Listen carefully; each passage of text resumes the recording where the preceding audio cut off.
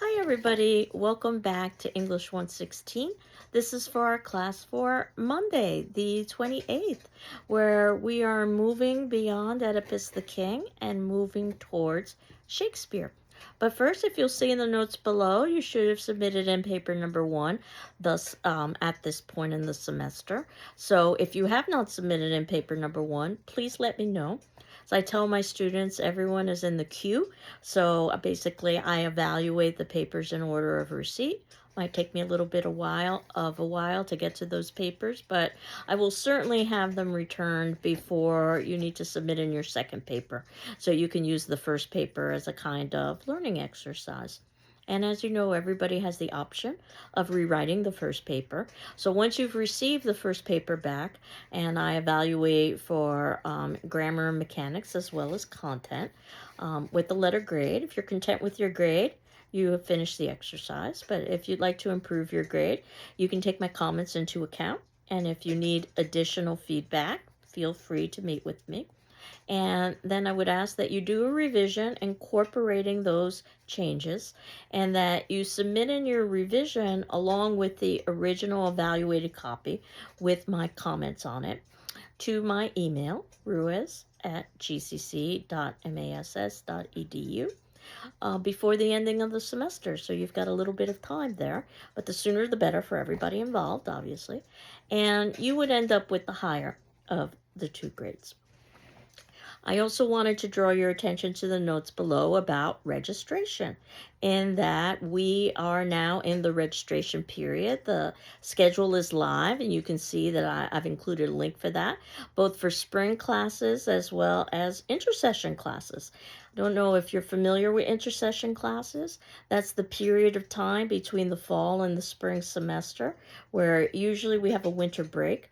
And we do offer an academic semester that's highly condensed then. It is in January, the first 3.5 weeks of January or so. And in 3 weeks, you do the equivalent of 16 weeks worth of work. So again, it's highly condensed. It's not for everybody. We offer a handful of classes in that format. We used to mostly offer them as face-to-face classes. And now, after COVID, we mostly offer them as online classes. And the course that I'm teaching over intersession is public speaking, PCS 101, which I think actually kind of lends itself pretty well to this condensed format because unlike an English class, it doesn't have the kind of reading or the kind of writing that you would need to do in an English class. But certainly, if you need more information, let me know. Right now, I believe the class is listed as staff, but I should be the one who's teaching that particular course. And in terms of the spring semester, my suspicion is that you'll probably have to take one more English class, especially if you're pursuing a liberal arts general. Right now, you are in English 116, which is a literature and film class, which is supposed to give you an overview of how to read literature and watch cinema from an academic perspective. So if that is the case that you need one more English class, you probably need what we call a 200 level English class. In other words, it begins with the number two. And it is a class that's focused on a particular time period or a particular author or a particular genre. So it's a little bit more advanced. And we offer about a half a dozen options for that. The course that I will be teaching in the spring is a Shakespeare class, not too surprising. Introduction to Shakespeare. And in fact, our first play happens to be Midsummer Night's Dream, which is what we are talking about here in English 116. So you might be even a little bit ahead if you were to take that class. And again, certainly feel free to contact me if you have any questions. If you really like 200 level English classes and you really like literature, if you were to take 6 of these 200 level English classes. Most students have to take one at any rate. If you were to take 6 in total, so that meant 5 more, you could actually graduate with a liberal arts degree in English. So with a focus on English. So It's very similar to the liberal arts general. The difference is that most of the electives in the liberal arts general are devoted to literature classes. And that's done deliberately so that you can switch back and forth if it turns out that you aren't going to pursue a liberal arts English degree anymore. You could switch back to liberal arts general and vice versa. I am the program advisor for that, but basically you can talk to any English faculty member about that. It's a great thing to do if you're thinking about becoming an English major after you transfer, if you transfer, or if you just wanted to show an employer that you've got strong reading or writing skills. So this leads us to Shakespeare, and I know very well. Oh, actually, let me add just one more thing. Two other classes that I will be teaching in the spring semester. Right now, they're listed as staff, but I should be teaching them. One is CMN 201, so it's not an English class. It is a class in horror film, which I believe I've mentioned before, that I am a horror film aficionado, not just a film aficionado.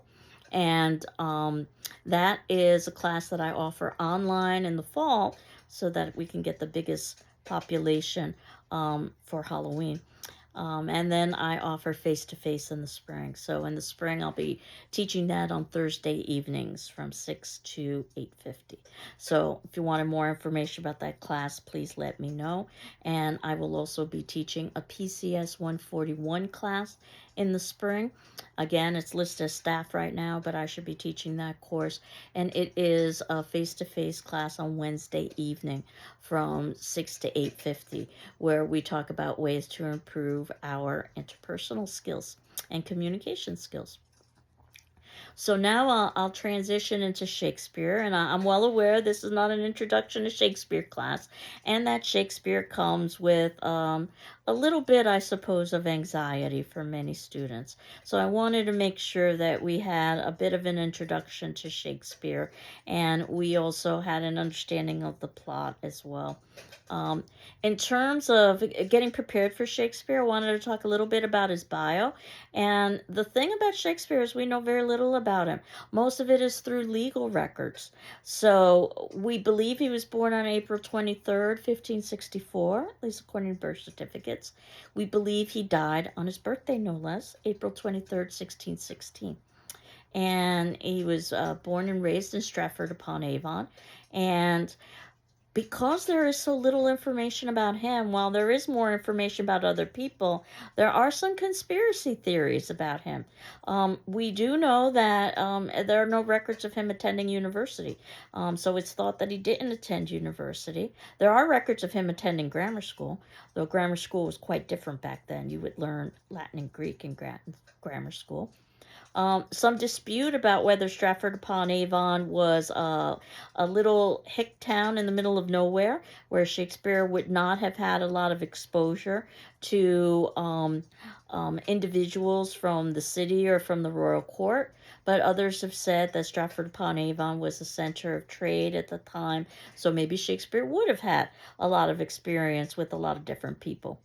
And all of this, has led to the question of could it be that Shakespeare didn't write these plays if he didn't attend university, which I think is a classist argument, by the way.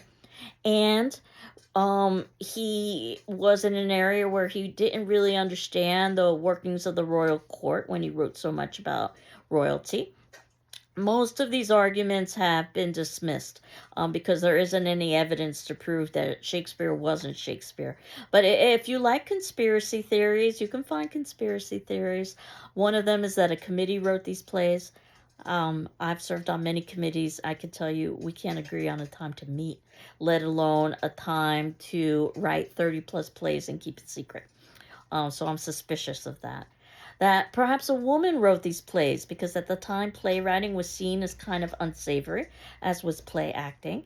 And the leading female candidate is Queen Elizabeth herself, who was the ruler. There even have been some studies that have been done to try to show Queen Elizabeth's portrait and its similarities to Shakespeare's portrait. Which, by the way, we don't even really have a portrait of Shakespeare done in life, only 7 years after his death. So we're not exactly sure what he looked like.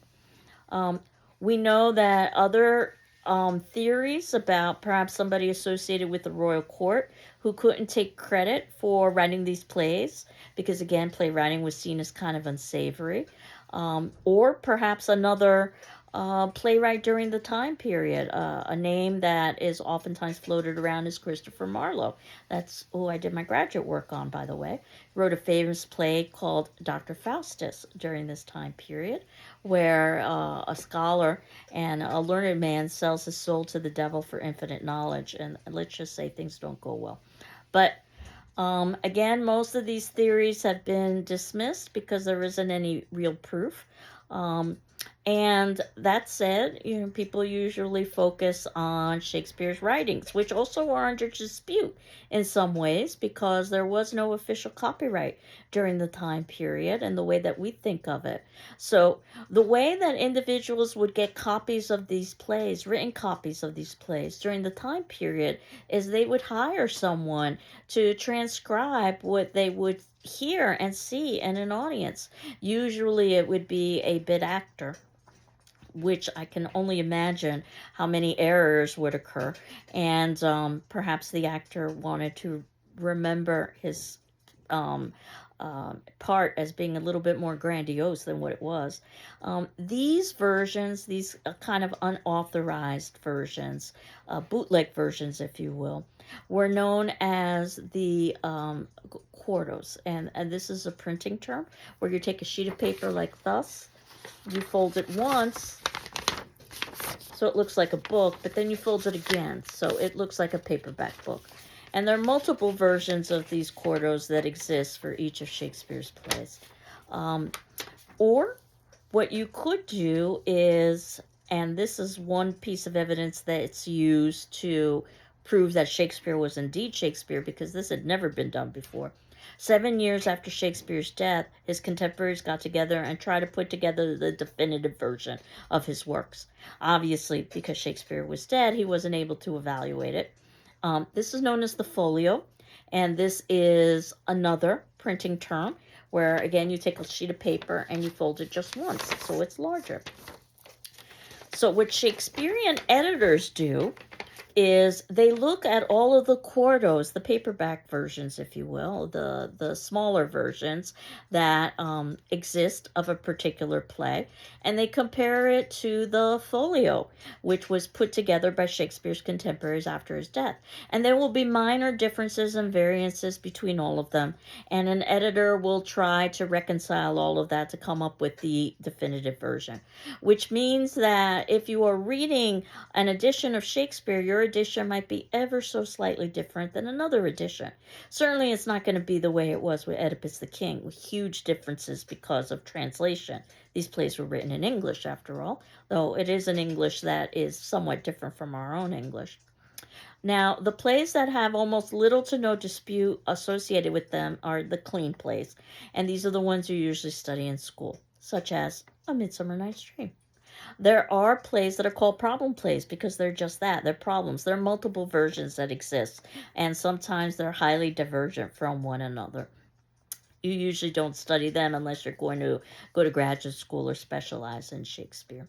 But if you're ever reading a Shakespearean play and you happen to see, let's say, square brackets in dialogue, keep in mind that square brackets are the insertion that a writer uses into a piece of quotation.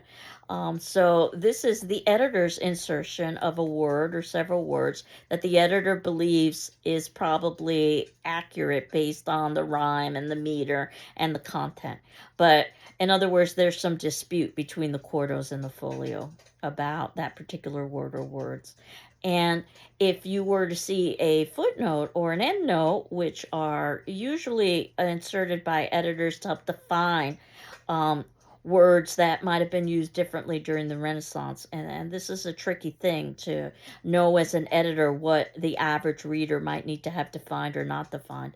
But if you were to read a footnote or an endnote with a question mark, that means that this is the editor's best guess as to what the word meant at the time, because they didn't have standardization of language in the way we do now. They didn't have a standard dictionary They didn't even have standard spellings. So words could be spelled in multiple ways, which sounds wonderful until you actually try to read, and then you realize that it becomes difficult.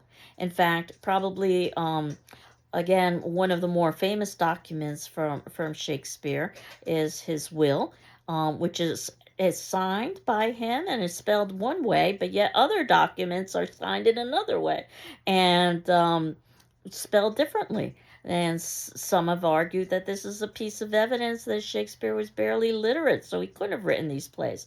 But again, if we think about the fact that people just spelled based on their mood, even their own names, then I think that takes care of that particular argument. So, we know that Shakespeare wrote mostly plays, but in the time that the theater houses were shut down because of plague, he would write poems. These were known as sonnets, and we will talk about those towards the ending of the class when we talk about poetry. But he incorporated poetry into his plays, which is one of the reasons why his plays have so many layers to them. And he wrote based on genre, which we had criticized at the beginning of the semester, that because it's predictable, it may not have creativity associated with it or innovation. Of course, Shakespeare broke all the rules. He could follow genre rules for basically writing in particular styles and yet also be quite original and creative. And he wrote we think towards the earlier part of his career, most of his comedies, we don't even know when he wrote the plays. So if you see a date by a play with a C, that means circa. That means the play came out around this time. So the comedies, which is what we're going to focus on because so much of what we've read thus far in this class and seen thus far in this class has been so dark. So I wanted to lighten things up a little bit. And then the histories, which are based on British history, not history as a whole. So Julius Caesar wouldn't count, something like that. But British history, which, if you know your British history, it can help you with reading and watching the histories. But Shakespeare would take liberties. So if you're a stickler to history facts, it could be very frustrating reading or watching a history because Shakespeare would change things for dramatic purposes. Tragedies, probably what Shakespeare was best known for: Macbeth, Othello, King Lear. Notice that all of these plays are named after a central character, a great man who's above beyond the ordinary, who experiences downfall because of outside forces and flaws. And if this sounds familiar, it should. It's basically Oedipus the King and the definition of tragic hero. But of course, Shakespeare would have played with that definition a little bit, usually the accepting responsibility piece of a tragic hero. And then we think Shakespeare ended his career with something called tragic comedies, and they have elements of tragedy associated with them. They could be pretty dark, but also elements of comedy, and I'll talk about the elements of comedy pretty soon. We think that Shakespeare's last play before retirement was The Tempest, which is about a literal tempest or storm, but it's also about the tempest that occurs with all the characters. And the major character is a magician. His name is Prospero, who controls and manipulates everything. And many have likened it to Shakespeare himself, a kind of magician, but with words, who's controlling and manipulating everything. So we are going to be focusing on the comedies and what a comedy meant at the time. I know you're thinking mostly humor, and yes, they would be humorous, but more importantly, they were about love and all of the misunderstandings and mix-ups that could occur in love relationships. So if you're familiar with rom-coms, then you're probably more familiar with what a Shakespearean comedy was like. All of love and its misunderstandings. There would be a lot of music and dance, and you miss this when you're reading a play. One of the reasons why we have to watch a play.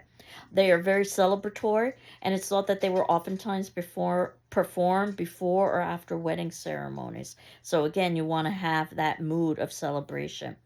There would be no death. So it could be believed that a character is dead, but it would be a mistake.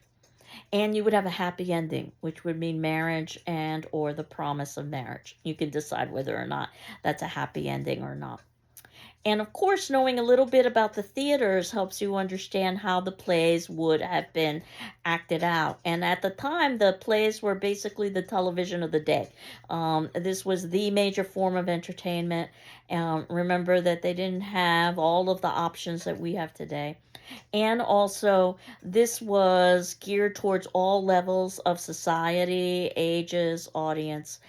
Everybody went to the plays, the rich and the poor, the young and the old, the educated and the non educated. So there had to be a lot of layers in these plays to appeal to all these different kinds of audiences. And the theater, the very famous Globe Theater, it was known, Shakespeare's theater, he actually had shares in it. It was known as the Circular Wooden O. Wasn't even allowed to be in London proper itself because, again, plays were seen as kind of unsavory. It was a place where you'd find pickpockets and you would have prostitutes going. And even though they were somewhat lowbrow, and think about a stadium, a sports stadium, for instance, that's probably more like what the Globe Theater was like, rather than something that was very reserved or very academic. Queen Elizabeth loved going to the theater, and she was the queen, so who's going to argue with her? Boys would play the female roles because, again, girls were not allowed, or women were not allowed, to participate in such unsavory activity, which puts a whole different sense to something like Romeo and Juliet when you think of an adolescent boy playing Juliet. Costumes would be very elaborate, as was during the time period, that it was very hierarchical, and it was something that could be easily observed through the clothing one wore. So, certain ranks or stations were allowed to wear certain fabrics that lower ranks or stations couldn't. Certain colors were reserved for higher ranking individuals, things of that nature. Very minimal props. Props are complicated, putting them on and off stage, especially because this is an outdoor theater with an open roof, and it was plaster, and the roof was thatched, which actually there is a story behind the first Globe Theater with the thatched roof. They tried the best they could to have special effects, things like cannons, for instance, that would be shot off during a war scene. There was even a place for the cannon at the top of the theater. That cannon was shot off during a performance and it caught the thatched roof on fire, burned down the globe. No one was hurt, reported supposedly, except for one man whose breeches were on fire, which he put out with ale. And there was a lot of ale drinking and beer drinking. The water was unsafe because people used the waterways for basically their bathrooms. So lots of ale drinking. Again, you can imagine how rowdy it would be, how dirty it would be. Um, the audience members reputedly would bring rotten fruit and vegetables with them so that if they didn't like what they saw on stage, they would throw that. And the Globe Theater basically has a story in and of itself, in that this theater was torn down by the Puritans. Remember them? We talked about them when we were talking about Young Goodman Brown. After Shakespeare's death, because theater was seen as, again, evil and unsavory. And many years later, there was an American actor in the 1970s by the name of Sam Wanamaker who went on holiday to see the Globe Theater and found that there was no Globe Theater in London, just a little tiny sign that would indicate where the Globe Theater had stood, on the outskirts, of course, because you couldn't have it within London proper. And Sam Wanamaker made it his lifelong mission to rebuild that globe, even though he had no money, even though he had no power, even though he wasn't British. And lo and behold, he was successful. Unfortunately, he died before the globe was opened. And now it's open, it's a tourist attraction, and they show all kinds of performances there. And you'll see in the notes below under the 5th section, I have 2 links for you to look at. One is of the reconstructed globe, so you can see what the globe looks like. They used the leading scholarship of the time to try to reconstruct it as accurately as possible. Now that, some time has gone by since the 1990s, there's some dispute about some of the elements of the globe. The actors will oftentimes talk about that the stage seems too large, from their perspective as actors. The stage would have a trap door where a character could be lowered into hell or could be raised up into heaven. Um, they would have stage devices, that Deus Ex Machina we were talking about with Oedipus the King, where you could lower a character onto stage or perhaps raise a character into the heavens. Um, but you can see what the Globe Theater looks like if you were to click on that link, shakespearesglobe.com, which is in the notes below in the 5th section. And you can also go on a virtual tour so you can get a sense of what it would look like. There are some changes, things like restrooms, which I think is a good change, and things like fire exits and so forth. And much like any kind of theater, your ability to pay would would basically influence what kind of seat you could get. So getting a covered seat, something that would be covered from the elements, would cost more. Let's say something with a better view would cost more, and thousands could go to the Globe Theater. So, and not as many as a Greek amphitheater, about 4,000 or so in a Globe Theater. And if you couldn't afford a seat, you could pay a penny and get in and be what was known as a groundling, where you would stand on the ground right in front of the stage. They were also known as stinkers for obvious reasons. They stank. Um, the old joke is that Queen Elizabeth said she'd take one bath a year, whether she needed it or not. I'm not so sure it was even a joke. But at any rate, the irony is that while all of these individuals were uncomfortable, the groundlings or the stinkers, because they couldn't sit and they were exposed to the elements, they probably got the best view in the house. And now in the reconstructed globe, those are the tickets everybody wants. Everybody wants to be a groundling. So, um, you might be wondering, how is it that in a society that doesn't give a lot of agency or power to female, that we have a female queen? Well, it turns out that her father, whom you might have heard of, Henry VIII, had no male heirs. So ultimately, Queen Elizabeth took the throne, and she stayed for quite a long time and was a very effective queen, even though people were initially skeptical that a female could be a good ruler. The thing is with Queen Elizabeth is that she was nearing the end of her reign, because people knew that eventually she would die as she was getting older and older. And Queen Elizabeth was known as the Virgin Queen in that she never married, which meant that she never had heirs. So there weren't even female heirs that could take over. So there were lots of questions about who would be the next ruler. And during the Renaissance, politics was a very dangerous thing to talk about. You could talk about sex and violence pretty openly, but not about politics. Now, that said, Shakespeare talked about politics all the time. He just hid it in his plays. So expect a lot of social commentary there. But if you're paying close attention, you can see that there's a lot of political references in his plays, even in something that's not that terribly political, like A Midsummer Night's Dream. Um, and A Midsummer Night's Dream is going to be a play, yes, about love, and it's going to be deliberately confusing because love is confusing.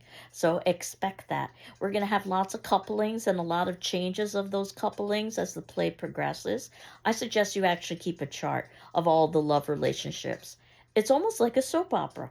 And that's part of the message of that particular play, that one pairing is just as good as another pairing. So we're going to have lots of subplots, unlike Oedipus the King, where we have one main story, but they will all relate to one another. Even if they don't seem like they relate to one another, trust me, they will all relate to one another. And what you will see is that Shakespeare is going to be mixing poetry, which is known as verse, with prose, which is complete sentences. And the language itself is supposed to represent things about the characters, that if you're speaking in poetry, you should be a higher level character. If you're speaking in sentences or prose, you should be a lower level character. But Shakespeare would mix that up too, to make statements about how lower level characters could be quite sophisticated, so they would be speaking poetry. Or vice versa. Sophisticated characters who should be speaking poetry could be pretty lowbrow, and they would be speaking in sentences. And we can always expect in a Shakespearean play 5 acts. And you can think of a pyramid, and basically, or triangle, and at the bottom left-hand side is Act 1. This is where we're introduced to characters. So this is where you're going to learn about who the major characters are. Act 2 is the beginning of conflict or tension. All literature has to have some conflict or tension to it. Act 3 is the height of conflict or tension. Act 4, we get the beginning of resolution. Act 5 is resolution. Midsummer is slightly different in that it almost seems that the play is over in Act 4 and we don't need Act 5. But trust me, Act 5 is just as important as any of the other acts. It'll all relate together. So expect to see music and dance. If you're watching a production, expect humor, some of it very physical and slapstick. Expect social and political commentary. And the link that I've given you is from the Folger Shakespeare Library. That is the premier Shakespearean library in the United States, in Washington. I know you have a copy of the play in your textbook. You might be using another copy of The Midsummer. Again, it is a clean play, so there's very little dispute, which is very nice because the plays are divided into act, scene, and line. So I can tell you Act 2, Scene 3, Line 4, and we can all get to the same place. We don't have to rely on page numbers, which is how we quote from a Shakespearean play as well, which we will talk about. So, the fifth act in A Midsummer Night's Dream, I can tell you, is a play within a play. This is a very common technique of Shakespeare to be very meta, to basically give a play within us watching a play so he can make commentary about play acting. So you can expect that. And knowing a little bit about Renaissance language, which is similar to our language but somewhat different as well, can be very useful. For instance, the word die, D-I-E, which in our time period means the ending of life. It might mean the singular of dice. It could even be a tool, as in tap and die. But during the Renaissance, it had another meaning, a sexual meaning. It meant orgasm. So having a character say something seemingly innocently, I die upon your lap, all of a sudden is a sex joke, which we may or may not necessarily understand as contemporary audiences. And trust me, there are a lot of sexual references in A Midsummer Night's Dream that we will be discussing after we watch the play. Now, the version of the play that I wanted us to see, since this is a film class, is a film version. So it's not something that was filmed on stage. I actually show a version filmed on stage, the reconstructed Globe Theater, actually, with my Shakespeare class. But this isn't my Shakespeare class. This was a Hollywood version done in the 1990s with Kevin Kline and Callista Flockhart. And that's no easy task to try to make Shakespeare accessible to a general audience who may or may not have read the play. And they've definitely taken some liberties. Certainly you'll see the dress is different than it should be for the Renaissance. They are wearing costumes that are more appropriate for the Victorian period. I think because they wanted to talk about the repressive nature of sexuality during this time period, even though there's a lot of sexual innuendo. I don't think they necessarily had to put characters in Victorian dress to do that, but that's okay. You will see characters wearing bicycles. Riding bicycles. That's not historically accurate, but it is visually pleasant. You will see that they are filming on location in Italy. It's quite gorgeous. So they're taking advantage of the things they could never do with on a stage. The biggest problem I have with the production that we will be seeing is that one of the characters, Bottom, who in the text is not married, and this is important that he's not married. In the film version is married. I don't understand why they did that outside of trying to make Bottom seem like he has no support, really. He's an idiot from everybody. Or he seems like an idiot to everybody, including his own wife. But I wish they hadn't done that. But that's what we're going to be watching next class.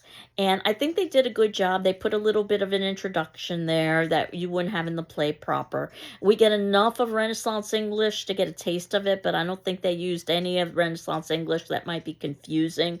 I suggest that if at all possible, you watch with closed captioning on. I was able to find a free link that I will share with you, but it doesn't necessarily include closed captioning. So if you have the opportunity to stream it, or there is a copy on reserve in the GCC library, I always recommend keeping the closed captioning on whenever you are watching a Shakespearean play so that you can read and watch at the same time. And just to illustrate that, once you know the plot, and we're going to be talking about the plot after we see the performance, so that you won't be left hanging. Once you know the plot, it becomes a lot easier to appreciate the language. So what I wanted to leave you with today, before we actually see a production of A Midsummer Night's Dream, is an illustration of how you can really appreciate Renaissance language if you know the plot. And this happens to be a rendition of all things, The Three Little Pigs. And I will tell you the plot very quickly in the event that you don't know the plot, that there are three little pigs. This is a very famous fairy tale. And they all build homes, and one builds a home out of straw, and one out of sticks, and one out of bricks. And there's a big bad wolf, as there oftentimes is in fairy tales, and the wolf is able to basically destroy the house made out of straw and sticks, but not out of brick. That's your plot. So that you can enjoy this version of The Three Little Pigs, which is in section 8 in Renaissance language of I hope it amuses and entertains you. It's not terribly long. It's just a few minutes long. And today's attendance question, because I'm hopeful that at this point you've at least started to read A Midsummer Night's Dream. I don't know if you've finished reading A Midsummer Night's Dream yet, but by this point you should have put closure onto Oedipus, and you are in the midst of reading A Midsummer Night's Dream. And our question is, thus far, regardless of where you are reading the play, do you have any questions about A Midsummer Night's Dream that I can answer for you? If so, ask them. If not, just say thus far you have no questions, and that'll satisfy your attendance requirement.